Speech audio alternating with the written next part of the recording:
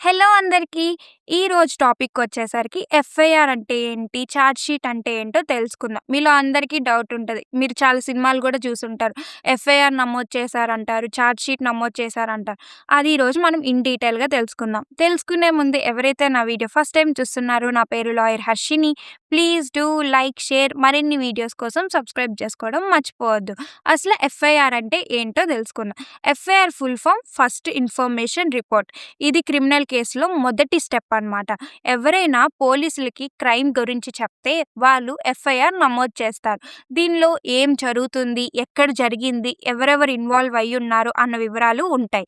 FIR లేకుండా పోలీసులు సరైన విచారణ మొదలు పెట్టలేరు.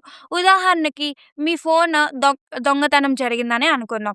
మీరు పోలీస్ స్టేషన్‌కి వెళ్తే మీ ఫిర్యాదును ఆధారంగా ఎఫ్ఐఆర్ అనేది నమోదు చేస్తారు.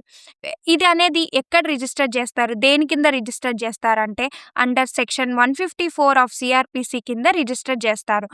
మీకు ఎఫ్ఐఆర్ గురించి క్లారిటీ వచ్చింది. ఇప్పుడు చార్జ్ షీట్ గురించి మనం తెలుసుకుందాం. అసలు చార్జ్ షీట్ అంటే ఏంటి?